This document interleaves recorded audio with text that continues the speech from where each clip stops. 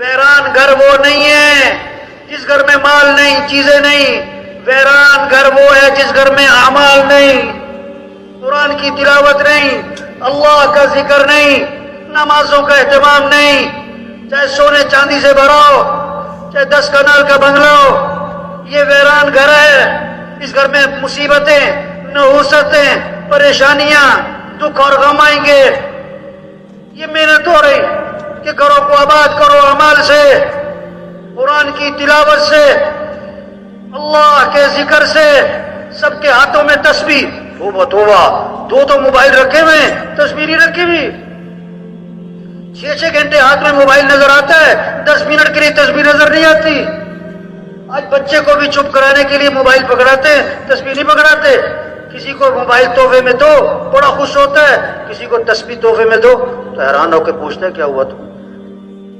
الا بذکر اللہ تطمئن القلوب. کان کھول کے سنو، دلوں کا اطمینان تو اللہ کی یاد میں ہے.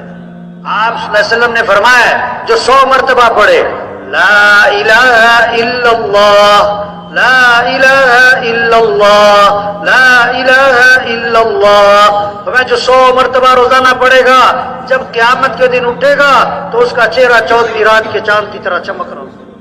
واہ واہ. آج گھروں میں جاؤ نا، کسی کے کریمے، لوشن، پتہ نہیں کیا کیا چیزیں اپنے آپ کو چمکانے کے لیے. اور بھائی اللہ کا ذکر کر، اللہ تیرے چہرے پہ نور عطا فرمائے.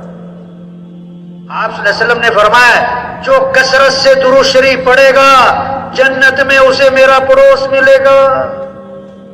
کثرت سے درود شریف پڑھو، حد نہیں باندھی، کثرت سے. ایک صحابی نے عرض کیا حضور میں نے ذکر کا وقت طے کیا ہے، جسے آج وقت ہے نا، یہ میرا کلب کا وقت، یہ میرے جم کا وقت، یہ میرے سیر کا وقت، یہ میرا فلاں چیزوں کا وقت. صحابی کیا پوچھ رہے ہیں اللہ کے رسول میں نے ذکر کا وقت طے کیا، اس میں سے کتنا وقت درود شریف کو دے دوں؟ پھر خود ہی عرض کیا حضور 1/4 وقت درود شریف، باقی دوسرے اذکار. آپ نے فرمایا ٹھیک ہے لیکن درود شریف زیادہ کر لو تو بہتر ہے. انہوں نے کہا اچھا میں 1/3 وقت درود شریف، باقی دوسرے اذکار. میں ٹھیک ہے لیکن درود شریف زیادہ کر لو تو بہتر ہے. انہوں نے کہا اچھا میں آدھا وقت درود شریف، باقی دوسرے اذکار. فرمایا ٹھیک ہے لیکن درود شریف زیادہ کر لو تو بہتر ہے.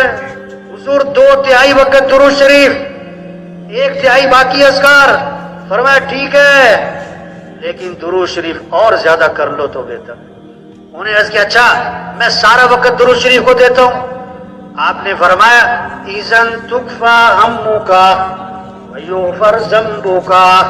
اگر تم ایسا کرو گے تمہاری ساری پریشانیاں دور کر دی جائیں گی اور تمہارے سارے گناہوں کو معاف کر دیا جائے گا. ہمارے وکیل، جج، افسر، ہمارے مزدور، ریڑھی والے، چھاپڑی والے فضا بنے میں کیا قرآن کی، ذکر کی، استغفار کی. آپ صلی اللہ علیہ وسلم نے فرمایا جو کثرت سے استغفار کرے گا اللہ ہر تنگی سے اسے نکالے گا، پریشانیوں سے بچائے گا. اللہ وہاں سے رزق دے گا جہاں سے وہم و گمان بھی نہیں. استغفار کرو.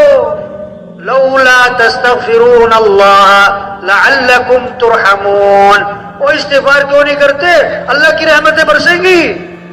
وقلت استغفروا ربکم انہ کان غفارا يرسل السماء عليكم مدرارا ويمددكم بأموال وبنين ويجعل لكم جنات ويجعل لكم انهارا. استغفار پر اللہ گناہ بھی معاف کرے گا، اللہ بارشیں دے گا، اللہ مال بھی دے گا، اولاد بھی دے گا، نہروں میں برکت، باغات میں برکت. یہ اللہ کے وعدے ہیں. کس پر؟ استغفار پر. یہ زندہ ہو استغفار، یہ محنت ہے. سب اللہ سے مانگیں. ہم سب محتاج ہیں اللہ کے، مالداروں کے نہیں، مالدار بھی محتاج ہیں اللہ کے، وزیروں کے نہیں، وزیر بھی محتاج ہیں اللہ کے، حکومتوں کے نہیں، حکومتیں بھی محتاج ہیں کس کی؟ تو سب کس سے مانگیں؟ صبح شام کس سے مانگیں؟ گھر سے نکلتے ہوئے کس سے مانگیں؟ گھر میں داخل ہوتے ہوئے کس سے مانگیں؟ کھانے سے پہلے کس کا نام؟ کھانے کے بعد کس کا نام؟ اللہ سے مانگو بھائی. کتنی دعائیں ہیں، صبح کی دعائیں ہیں، شام کی دعائیں ہیں. عبداللہ بن عمر رضی اللہ عنہ فرماتے ہیں حضور صلی اللہ علیہ وسلم اس دعا کا پڑھنا کبھی نہیں چھوڑتے تھے، نہ کبھی صبح چھوڑتے تھے نہ کبھی شام چھوڑتے تھے. جس دعا کو اللہ کے نبی کبھی نہ چھوڑیں وہ کتنی عام ہوگی.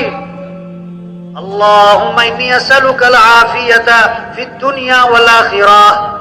اللهم إني أسألك العفو والعافية في ديني ودنياي وأهلي ومالي. اللهم استر عوراتي وآمن روعاتي. اللهم احفظني من بين يدي ومن خلفي وعن يميني وعن شمالي ومن فوقي وأعوذ بعظمتك أن أغتال من تحتي.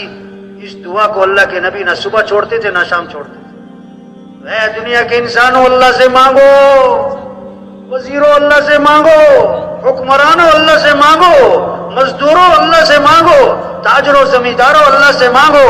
حدیث میں آتا ہے من لم يسأل اللہ یغضب علیہ، جو اللہ سے مانگتا نہیں اللہ اس سے ناراض ہو جاتے، اللہ اس سے ناراض ہو جاتے. اذا سألت فاسأل اللہ وَإِذَا اسْتَعَنْتَ فَاسْتَعِنْ بِاللَّهِ. مانگنا ہے تو اللہ سے، مدد چاہیے تو مدد کرنے والا کون؟ اللہ ہے.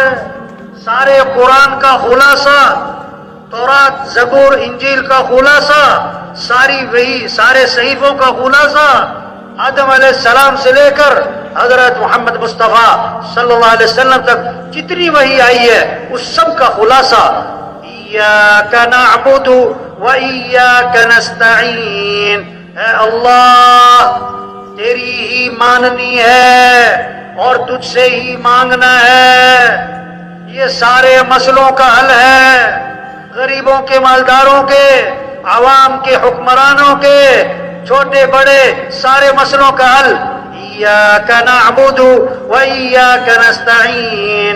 اللہ کی مانو، اللہ سے مانگو. آج لوگ اللہ کو مانتے ہیں، اللہ کی نہیں مانتے. قرآن کو مانتے ہیں، قرآن کی نہیں مانتے. نبی کو مانتے ہیں، نبی کی نہیں مانتے.